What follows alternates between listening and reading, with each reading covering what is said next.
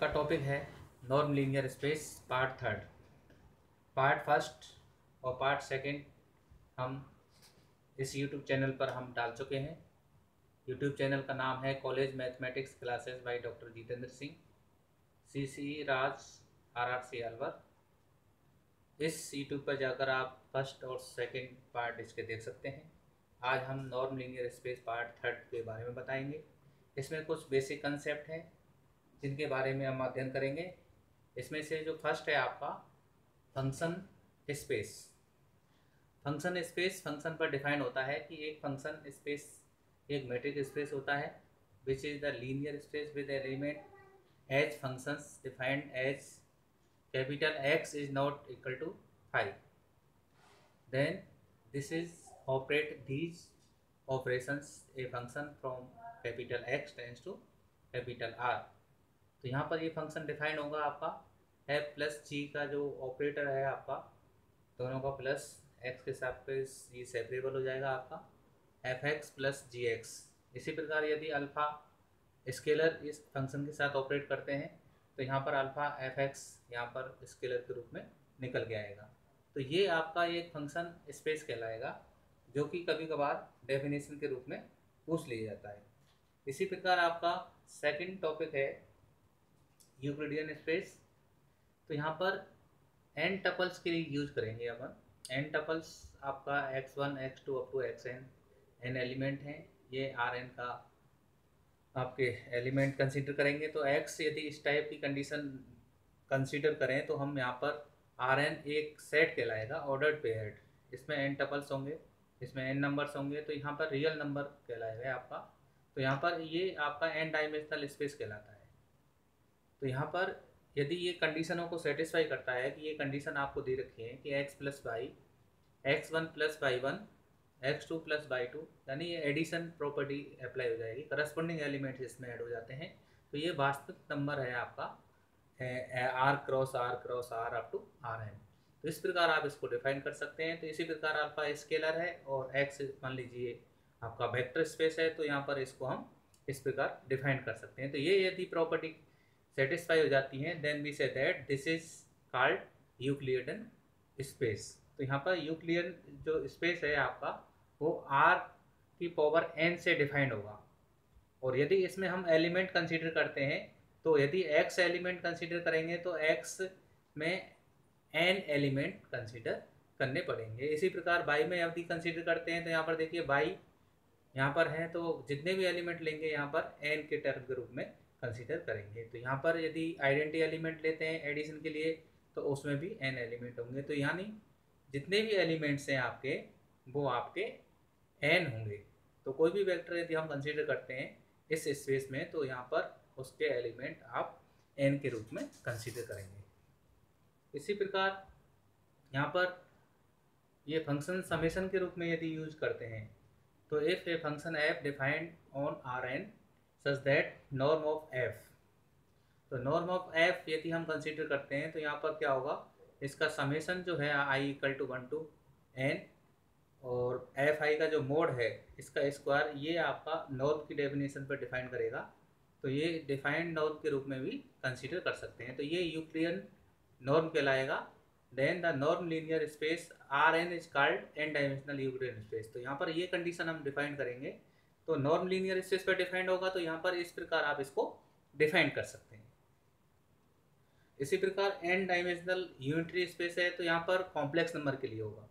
n dimensional पहले हमने बताया था, n डायमेंशनल वाला जो कंसेप्ट था वो रियल नंबर पर डिफाइंड था। तो यहाँ पर यूनिटरी स्पेस के लिए यदि हम यूज करते हैं तो कॉम्प्लेक्स नंबर आपको लेना पड़ेगा। तो जैसे Rn लिया था आपने उसी प्रकार कॉम्प्लेक्स नंबर का सेट लेंगे, उसमें n एलिमेंट कंसीडर करेंगे। तो n टपल्स हैं आपके z, मान लीजिए z1 z2 और zn है, तो ये कॉम्प्लेक्स नंबर का एलिमेंट होगा। तो ये c की पावर n इसका एलिमेंट होगा। तो n डायमेंशनल होता है आपका एक।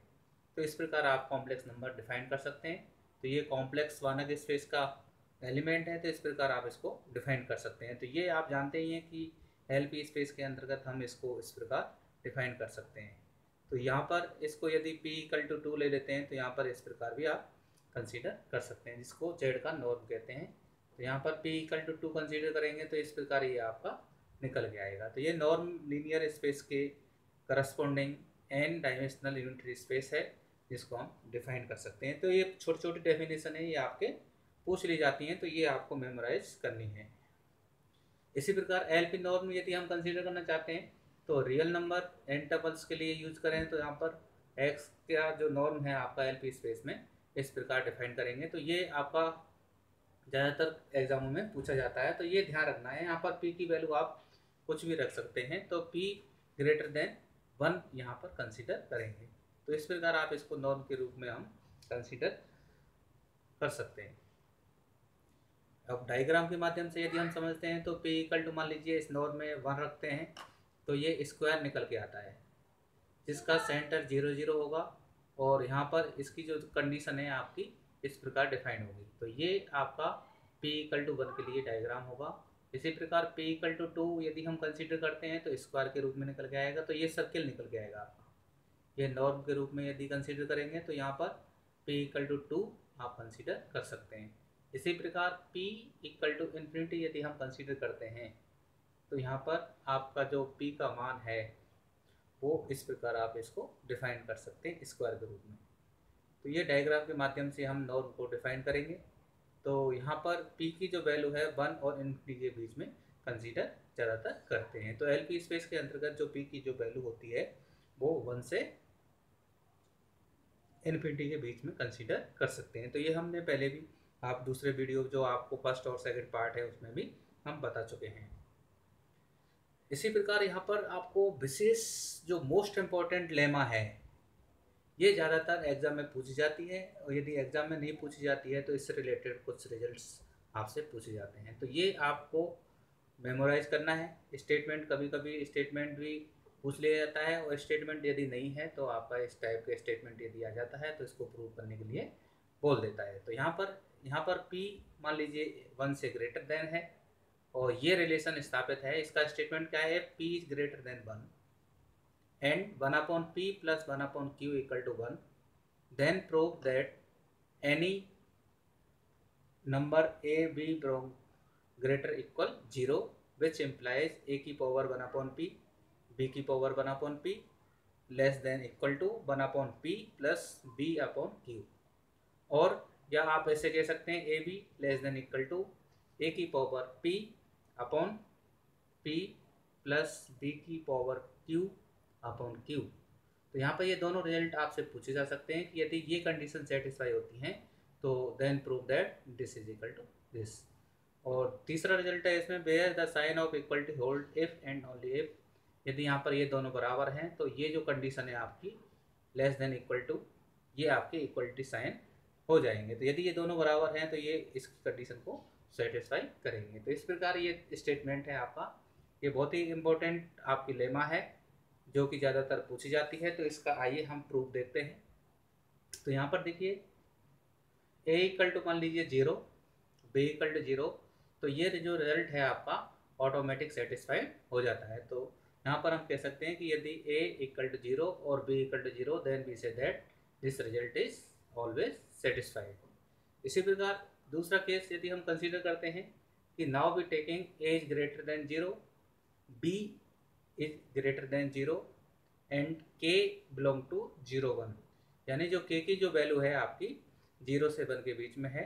तो यहाँ पर हम इसको प्रूफ के लिए आपको ये फंक्शन आपको ध्यान रखना है, ये मोस्ट इम्पोर्टेंट है। नंबर 1 जो इक्वेशन दे रखा है ये आपको मेमोराइज करना है। ये पूरी जो थ्योरम है आपकी उसका निष्कर्ष निकल के आता है आपको।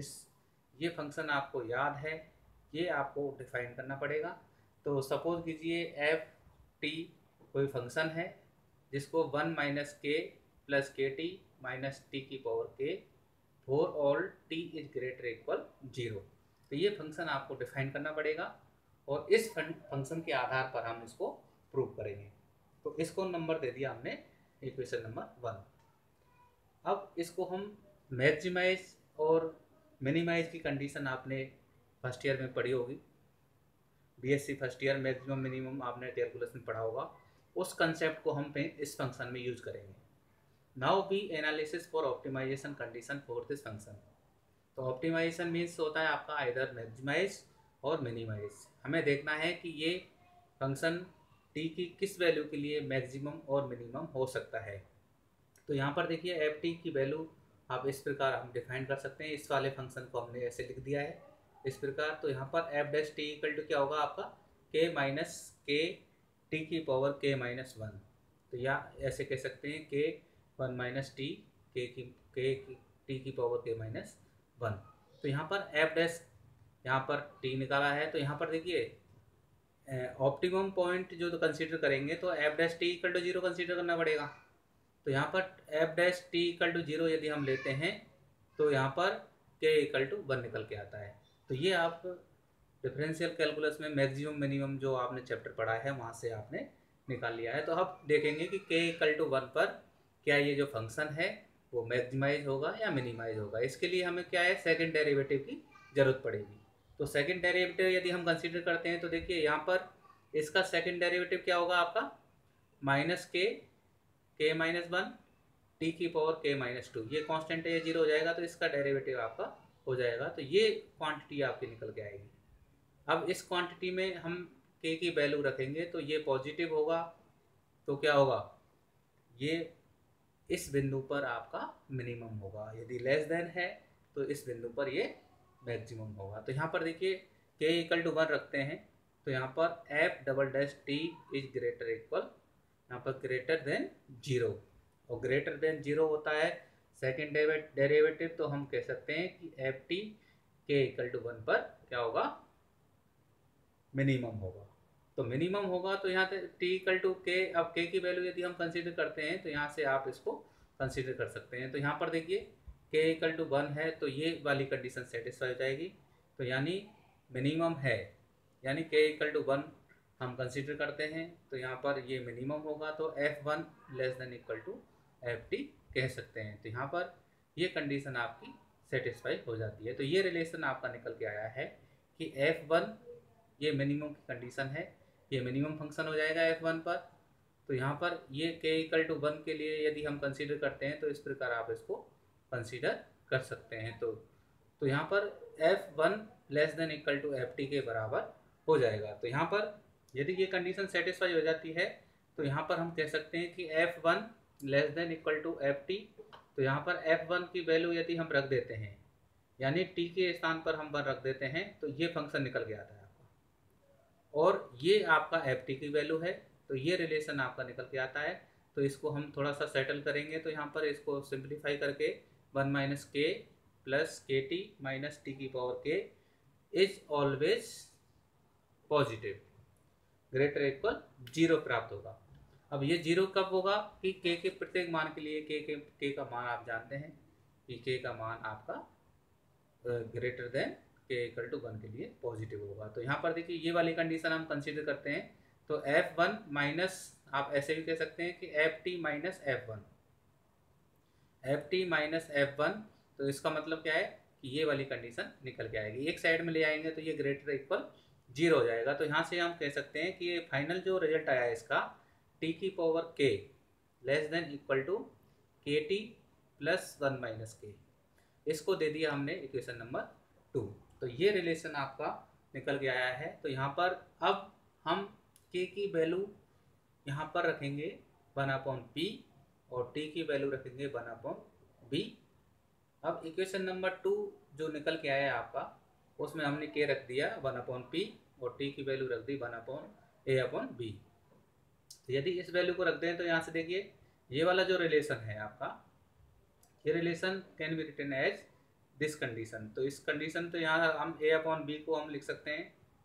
देखिए टी इक्वल टू हमने ए अपॉन बी और इसकी पावर के इक्वल टू क्या है आपका one upon P less than equal one upon p a b plus one minus one upon p. अब यहाँ पर इसको हम कैलकुलेट करते हैं तो ये संख्याएं हम निकल के आती हैं। तो इसको हम कैलकुलेशन करने के बाद हमारा जो फाइनल रिजल्ट है आपका ये निकल के आता है कि ए की power one upon P B की power one minus one upon P less than equal A upon P plus B one minus one upon P. क्योंकि हम जानते हैं कि one plus P plus one upon Q equal to one होता है। तो यहाँ पर देखिए one minus one upon P ये हो जाएगा आपका 1/q के रूप में हो जाएगा, और यहाँ पर जो आएगा आपका 1/q। इस प्रकार आप इसको निकाल सकते हैं। तो ये रिजल्ट निकल के आएगा। तो ये वैल्यू आप कंसीडर करते हैं, तो ये वाला जो रिजल्ट है आपका a की पावर 1/p, b की power 1/q less than equal to a/p plus b/q, ये दे दिया हमने इक्वेशन नंबर 3। तो ये एक रिजल्ट, इम्पोर्टेंट रिजल्ट आपका यहाँ से निकल के आ जाता है। इसी प्रकार यदि हम दूसरे रिजल्ट की बात करते हैं, तो यहाँ पर t इक्वल टू a की पावर p, b की पावर -q और k इक्वल टू 1/p रखते हैं। तो यहाँ पर कौन सी कंडीशन निकल के आएगी उसको हम प्रूव करेंगे। तो यहाँ पर ये भी एक इम्पॉर्टेंट रिजल्ट है। ये दोनों अलग अलग तरीके से भी पूछे जा सकते हैं और एक तरीके से पूछे जा सकते हैं। तो अलग तरीका यदि है तो दोनों को सेपरेशन कर सकते हैं, और एक ही में पूछ रहे हैं तो दोनों आपको रिजल्ट बताने पड़ेंगे। इसी प्रकार यहाँ पर हम देखिए रिजल्ट जो आया है आपका, ये आप ध्यान रखना पड़ेगा, ये फाइनल रिजल्ट आया है आपका। तो यदि इसमें हमने रख दिया t इक्वल टू a की पावर p अपॉन b की पावर q और k इक्वल टू 1/p रखेंगे, तो यहाँ पर ये रिजल्ट आएगा आपका। इसको यदि हम कैलकुलेट करते हैं तो यहाँ पर ये कंडीशन आपकी निकल के आती है 1 माइनस 1/p, तो ये लेस देन में आ जाएगा। तो यहाँ पर यदि हम इसको थोड़ा सा कैलकुलेट करते हैं, तो यहाँ से कैलकुलेट करते हैं, तो यहाँ पर देखिए इस वाले रिजल्ट में यदि हम b की पावर q को मल्टीप्लाई करते हैं, b की पावर माइनस ये लिखा हुआ है आपका, b की पावर q को ये इस वाली क्वांटिटी में यदि हम मल्टीप्लाई करते हैं, तो ये रिजल्ट आता है आपका a b की power q into 1 minus 1/p less than equal to a की power p upon p plus b की पावर q अपॉन q। ये रिजल्ट निकल के आता है। अब इसको थोड़ा सा सिंप्लीफाई कीजिए। देखिए यहाँ पर 1 माइनस 1/p क्या होगा आपका 1/q, और यहाँ पर q है तो ये q से q कैंसिल हो जाएगा, तो यहाँ पर बचेगा आपका a b, और ये रिजल्ट आपका सेम है, ये a की power p upon p plus a की पावर p की पावर q अपॉन q। तो ये इस टाइप में भी रिजल्ट आपका पूछा जाता है। तो ये केस नंबर 2 हो गया आपका। अब इक्वलिटी की बात करते हैं। तो इक्वलिटी के लिए यदि हम कंसीडर करें कि now to show that the sign of equality hold if a की power p equal to b की पावर q, तो यहाँ पर इस प्रकार यदि ये वाली कंडीशन अप्लाई हो जाती है, तो हम यहाँ पर देखिए a की power p equal to b की पावर q, ये दोनों इक्वल हैं, तो हम इसको इस प्रकार भी कह सकते हैं कि a की power 1/p equal to b की पावर 1/q। अब यहाँ पर देखिए इसको इस प्रकार कह सकते हैं। तो यहाँ पर देखिए 1/p, तो यहाँ पर a की पावर 1 माइनस 1/p कह सकते हैं, this is equal to b की पावर 1/p। यहाँ पर 1/q की वैल्यू हमने यहाँ पर ये रख दिया आपको। तो यहाँ पर इस प्रकार आप इसको कंसीडर कर सकते हैं। तो इसको कैलकुलेशन करने के बाद हमें जो इसका रिजल्ट आया है a की power p equal to ab, ये आपको ध्यान रखना है। इसी प्रकार हम दूसरी कंडीशन हम अप्लाई करते हैं इसमें bq अपॉन ab। तो यहाँ पर a की power p equal to ab और b की power q equal to ab, तो ये दोनों वैल्यू हम इसमें रख देते हैं। जो रिजल्ट आया था आपका a की power p upon p plus b की पावर q अपॉन q, तो यहाँ पर इसकी वैल्यू यदि हम इसको कंसीडर करते हैं तो a b upon P plus a b upon q, और यहाँ पर a b 1/p plus 1/q equal to a b. तो यहाँ से ये कंडीशन अप्लाई हो जाएगी। तो यहाँ से A B equal to A की power p upon p plus b की पावर q अपॉन q, ये इक्वलिटी साइन में रिजल्ट निकल के आएगा। ये आपको इस थ्योरम के माध्यम से हमारे 3 रिजल्ट्स इंपॉर्टेंट हैं। ये तीनों रिजल्ट एक साथ भी पूछे जा सकते हैं और डिफरेंस टाइप में भी पूछे जा सकते हैं। तो ये रिजल्ट आपको ध्यान रखने हैं कि A B less than equal to A की power p upon p plus b की पावर q अपॉन q, ये दोनों पूछे जा सकते हैं। इक्वल भी हो सकता है, लेस देन इक्वल भी हो सकता है, और फर्स्ट वाला रिजल्ट भी हो सकता है। तो ये 3 इंपॉर्टेंट रिजल्ट हैं इस लेमा के, ये आपको ध्यान रखने हैं। आगे हम और बहुत सारी इनइक्वलिटीज आएंगी जिनको यूज करने के लिए हमें इन रिजल्टों की आवश्यकता होगी। तो ये रिजल्ट्स आपके मेमोराइज होने चाहिए। धन्यवाद।